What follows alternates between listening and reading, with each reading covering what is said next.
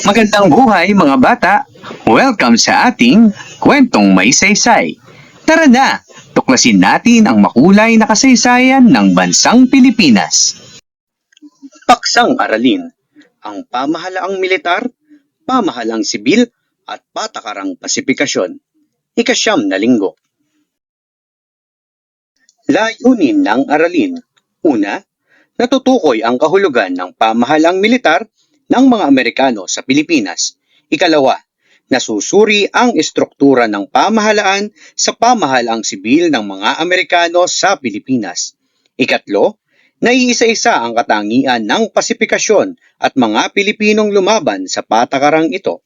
At ikaapat, naipaliliwanag ang mga pamahalaan at patakarang ipinatupad ng mga Amerikano sa Pilipinas sa pamamagitan ng pag-uulat at graphic organizer. Paksang aralin, ang pamahalaang militar ng mga Amerikano, ika-9 na linggo. Mga layunin. Una, natutukoy ang kahulugan ng pamahalaang militar. Ikalawa, naipaliliwanag kung bakit ito itinatag. Ikatlo, natatalakay ang mga paraan ng pagkontrol ng Amerika. At ikaapat, nasusuri ang epekto nito sa mga Pilipino. Bago tayo magtungo sa ating panibagong aralin, tayo muna ay magkaroon ng isang maikling balik-aral. Tukuyin kung anong petsa naganap ang mga pangyayari. Para sa unang pangyayari, Deklarasyon ng Kalayaan ng Pilipinas. Ang tamang sagot, Letter C, Hunyo 12, 1898. Ikalawang bilang, Kasunduan sa Paris. Ang tamang sagot, Letter A, Disyembre 10, 1898. Ikatlong bilang, ang unang putok sa panulukan ng sosiego at silensyo. Ang tamang sagot, Letter D, Pebrero 4, 1899. At panghuli, pagdakip kay Emilio Aguinaldo.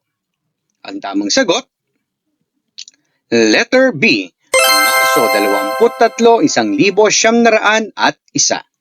Ilan ang nakuha mong score? Kung ikaw ay nakaapat, ikaw ay handa na sa ating panibagong aralin. Ating tukuyin kung ano nga ba ang kahulugan ng pamahalaang militar. Ito ay isang pamahalaan na pinamumunuan ng militar sa halip ng mga sibilyan. Karaniwang itinatatag ito sa panahon ng digmaan, pananakop, himagsikan o kaguluhan. Paano ito itinatag sa Pilipinas? Matapos sakupin ng Estados Unidos ang Pilipinas noong 1898, itinatag nila ang pamahalang militar upang kontrolin ang bansa at panatilihin ang kaayusan. Kailan ito itinatag ng mga Amerikano sa Pilipinas? Nagsimula ang pamahalaang militar sa Pilipinas noong Agosto 14, 1898, ilang araw matapos ideklara ni Aguinaldo ang kalayaan. Bakit nga ba itinatag ng mga Amerikano ang pamahalaang militar sa Pilipinas? Una, kontrolin ang Pilipinas. Ikalawa, sugpuin ang himagsikan. Ikatlo, panatilihin ang kapayapaan at kaayusan. Pang-apat, magpatupad ng mga batas. At ikalima, ihanda ang pamahalaang sibil. Ating kilalanin ang mga gobernador militar. Una, Wesley Merritt. Siya ang unang gobernador militar na mahala sa simula ng pananakop ng Amerika sa Pilipinas. Ang ikalawa ay si Elwell S. Otis, ikalawang gobernador militar, pinamunuan ang labanan laban sa mga revolusyonaryo. At ikatlo, Arthur MacArthur Jr., ikatlong gobernador militar, huling gobernador bago ang paglipat sa pamahalaang sibil. Paano kinontrol ng mga Amerikano ang mga Pilipino sa pamamagitan ng pamahalaang militar? Una, nagpatupad ng batas militar. Ikalawa, nagpadala ng maraming sundalo. Ikatlo, tinugis ang mga revolusyonaryo. Ikaapat, naglagay ng mga kampo ng militar. At ikalima, nagtalaga ng mga opisyal sa mga lalawigan. Isa pa sa mga ipinatupad ng mga Amerikano sa pamahalang militar ay ang mga reconcentration camps. Ang reconcentration camps ay mga lugar kung saan sa pilitang inilipat ang mga sibilyan sa mga bayan na binabantayan ng mga sundalo ng Amerika. Bakit ginawa ang mga reconcentration camps? Una, upang pigilan ang pagkain at impormasyon na makarating sa mga revolusyonaryo. Ikalawa, ihiwalay ang mga sibilyan sa mga labanan at sa mga nagre-revolusyon. At ikatlo, kontrolin ang kilusan ng mga tao sa mga apektadong lalawigan. Sa mga nanguna sa pagpapatayo ng reconcentration camp sa Pilipinas ay si General Franklin Bell. Ilan sa mga lalawigan kung saan ito naitayo ay sa lalawigan ng Cavite, Batangas, Laguna, Albay at Samar. Ano ang nangyari sa mga taong inilipat ng reconcentration camp? Una, iniwan ang kanilang tahanan. Pangalawa, nawalan ng hanap buhay. Ikatlo, nagutom at nagkasakit. At ikaapat, nahirapang mamuhay. Ano ang ginagawa ng mga Amerikano sa mga kumakalaban sa kanila? Inaaresto, ikinukulong, nililitis sa hukuman ng militar, tinutugis ng mga sundalo, at namamatay sa mga labanan. Ating alamin ang mga epekto sa mga Pilipino ng pamahalaang militar. Positibong epekto. Naibalik ang kaayusan sa ilang lugar, naorganisa ang ilang tanggapan ng pamahalaan, at naghanda sa pamahalaang sibil. Atin namang alamin ang mga negatibong epekto. Una, hindi kinilala ang kalayaan ng Pilipinas.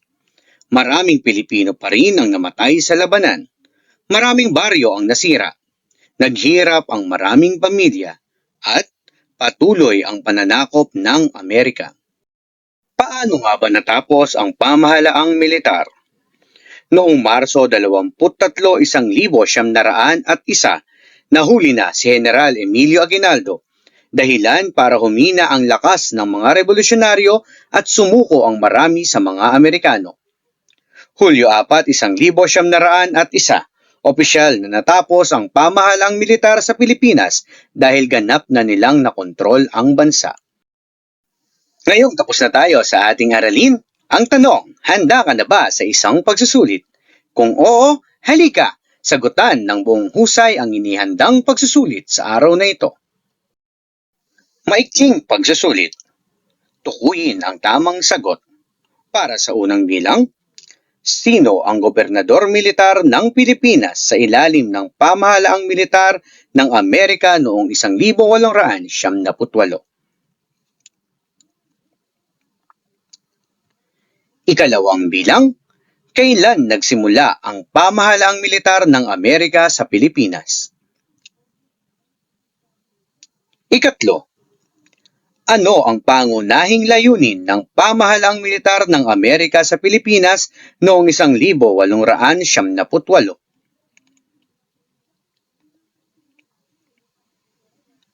Ikaapat, anong patakarang ipinatupad ng mga Amerikano upang mapigilan ang pakikibaka ng mga revolusyonaryo? At panglima, anong pangyayari ang nagsilbing hudyat sa pagtatapos ng pamahalaang militar ng mga Amerikano? Ngayon, ating alamin ang mga tamang sagot. Para sa unang bilang, ang tamang sagot, letter B, Wesley Merritt. Ikalawang bilang, ang tamang sagot, letter B, Agosto 13, 1898. Ikatlong bilang, ang tamang sagot, letter B, magpatupad ng batas at kaayusan. Ikaapat, ang tamang sagot, letter C, pagpapataw ng reconcentration camp. At panghuli, ang tamang sagot, letter C, pagdakip kay Emilio Aguinaldo. Ilan ang nakuha mong score? Kung ikaw ay nakalima, binabati kita. Handa ka na sa susunod na aralin. Sa pagpapatuloy ng ating aralin, Ating talakayin ang pamahalaang sibil ng mga Amerikano, ika-9 na linggo. Layunin ng aralin. Una, nabibigyang kahulugan ang pamahalaang sibil. Ikalawa, natutukoy kung kailan itinatag ang pamahalaang sibil. At ikatlo, naipaliliwanag kung bakit ito ipinatupad. Bago tayo magpatuloy sa ating nakatakdang aralin sa araw na ito, tayo muna ay magkaroon ng isang maikling balik-aral. Bigyang katwiran ang mga katanungan. Para sa unang bilang, sino ang namuno sa Pilipinas noong panahon ng pamahalaang militar ng mga Amerikano? Ikalawa, ano ang pangunahing layunin ng pamahalaang militar ng mga Amerikano? At ikatlo, ano-ano ang mga ginawa ng mga Amerikano sa ilalim ng pamahalaang militar? Ngayong tapos na nating balikan kung ano ang pamahalaang militar, tayo ngayon ay dadako sa susunod na pamahalaang itinatag ng mga Amerikano, ang pamahalaang sibil. Ano nga ba ang pamahalaang sibil? Ito ay isang uri ng pamahalaan na pinamumunuan ng mga sibilyan sa halip ng mga sundalo ng pamahalaan. Pumalit ito sa pamahalaang militar upang maging mas organisado ang pamamahala ng mga Amerikano sa Pilipinas.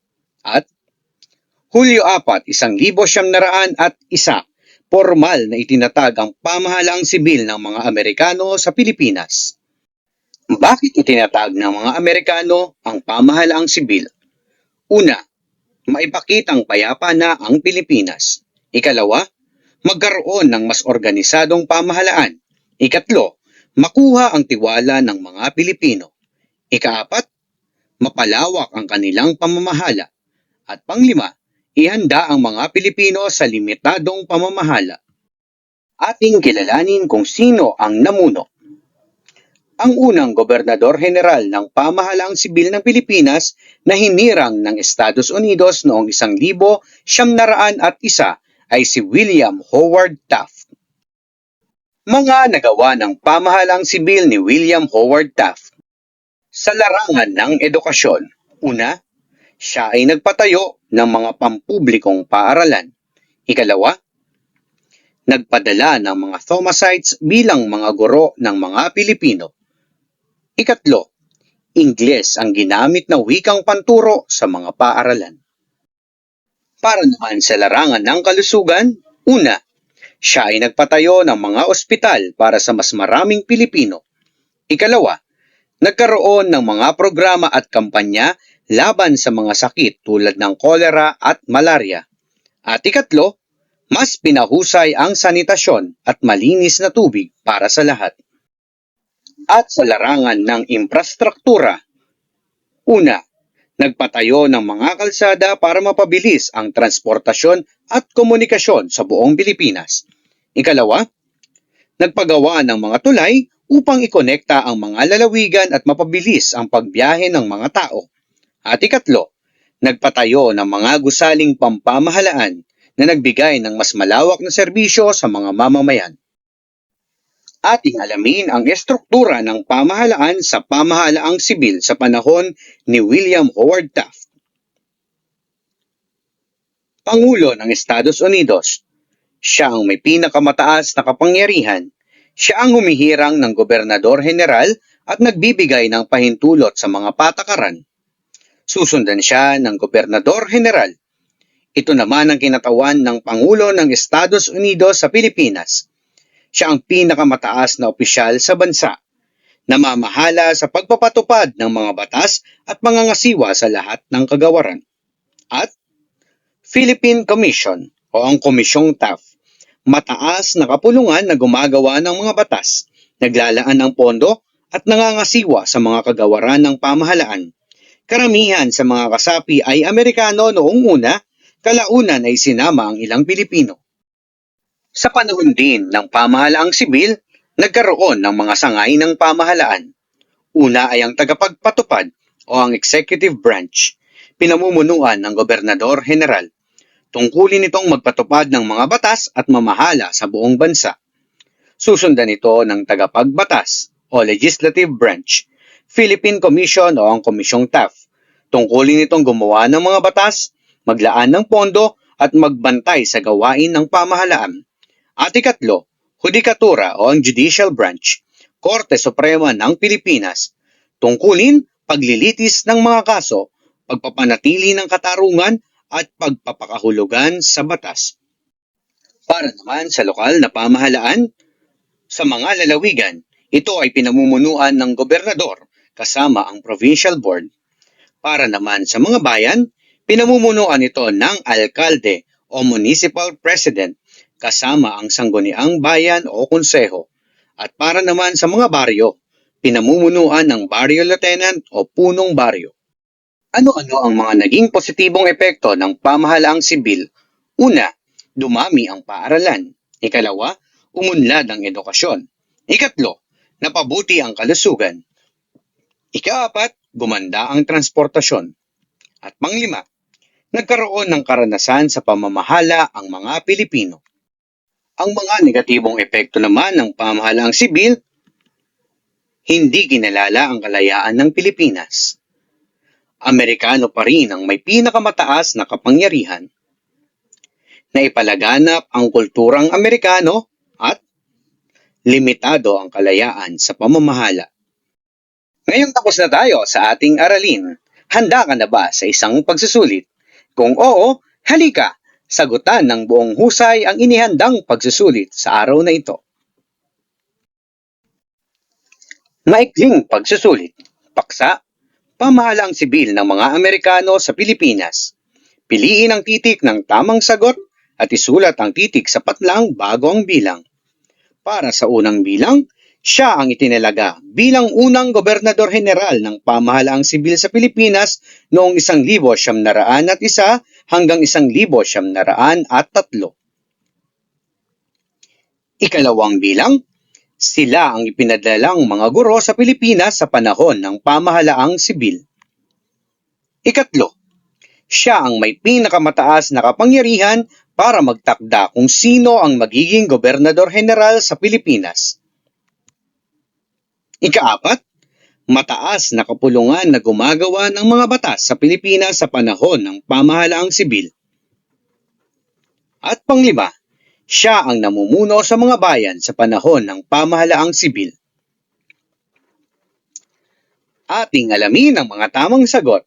Para sa unang bilang, ang tamang sagot, letter D, William Howard Taft.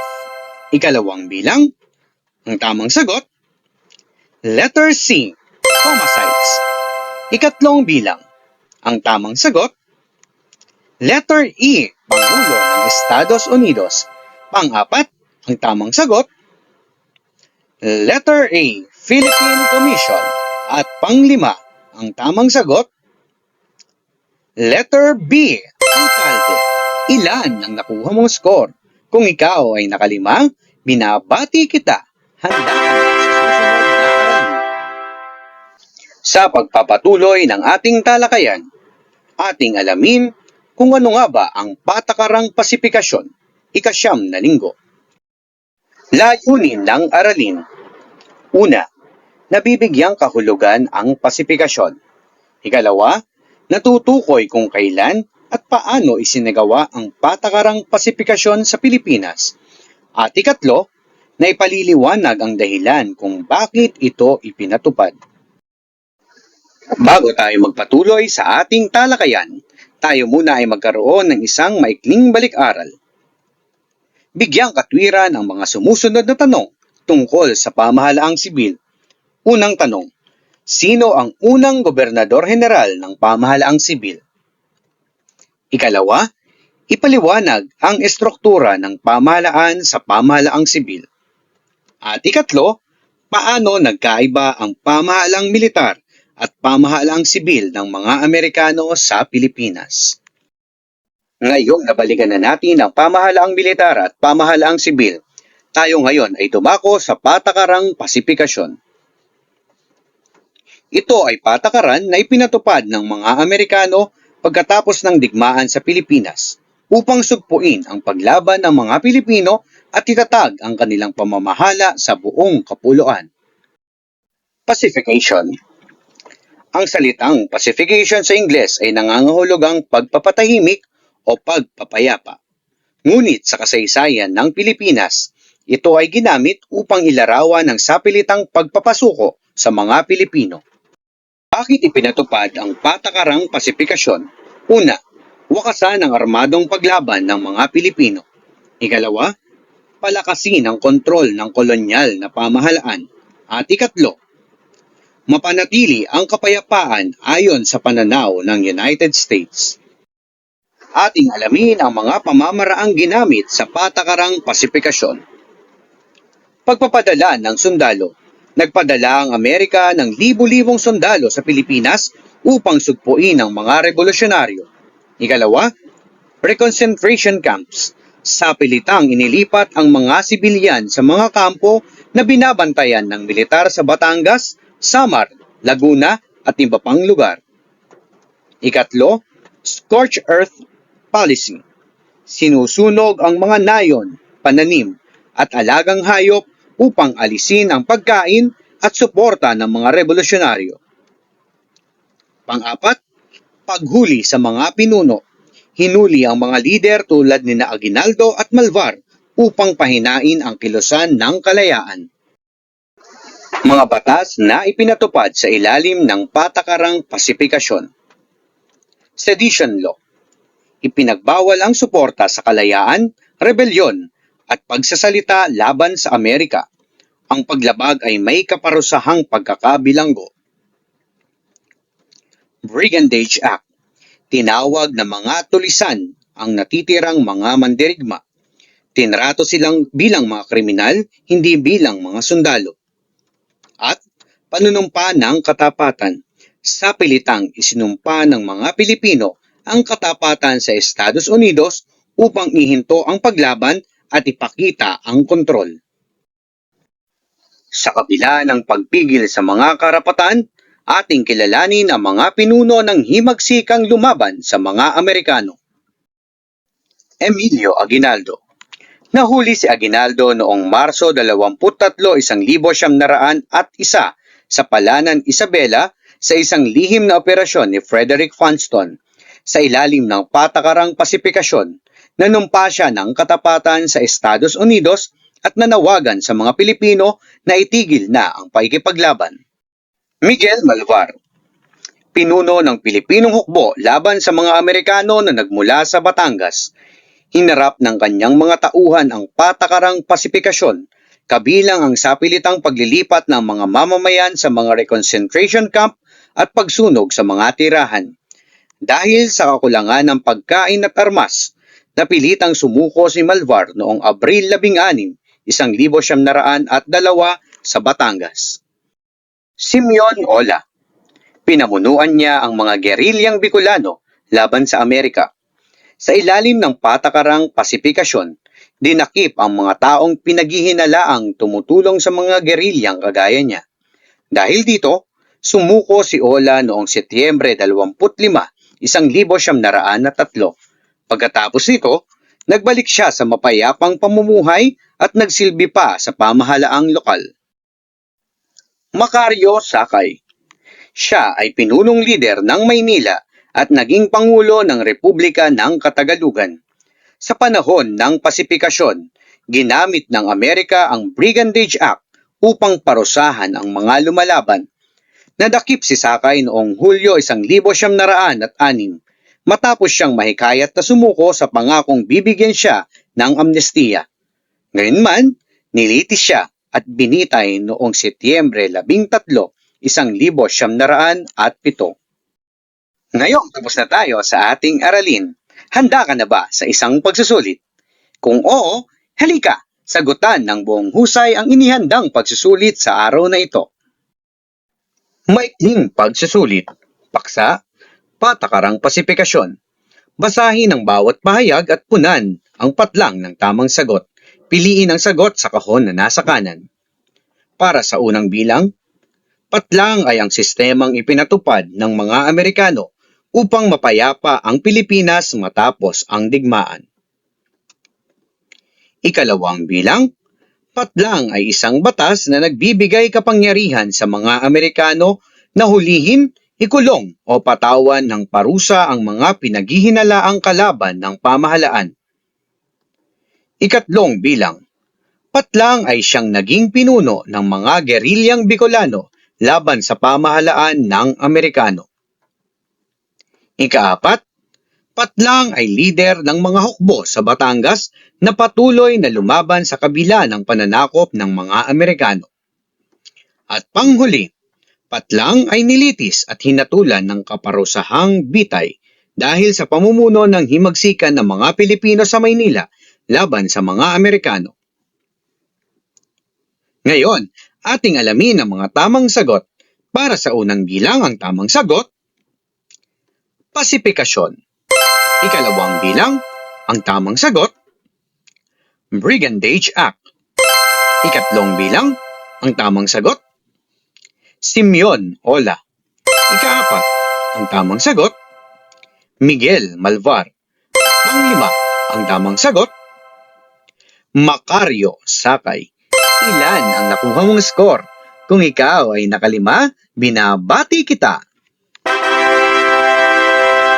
Para sa pangkatang gawain, ang klase ay hahatiin sa 4 na pangkat. Bawat pangkat ay bibigyan ng paksa na kanilang tatalakayin sa pamamagitan ng pag-uulat at paglikha ng graphic organizer. Para sa unang pangkat, pamahalaang militar. Ikalawang pangkat, pamahalaang sibil. At ikatlong pangkat, patakarang pasifikasyon. Para naman sa graphic organizer, para sa unang kolum, ibigay ang kahulugan. Ikalawang kolum, paano ipinatupad. At ikatlong kolum, ano ang mga naging positibo at negatibong epekto. Take note, lahat ng miyembro ay inaasahan na magsasalita at magpapaliwanag sa harapan. Tapos na ang pagsusulit at aralin sa araw na ito. Mahusay ang ipinakita mo. Patuloy na matuto, maniwala sa iyong kakayahan at maging bahagi ng kasaysayan ng ating bayan. Para sa mas marami pang kwentuhang may saysay, like, follow, and subscribe to my YouTube channel. Maraming salamat!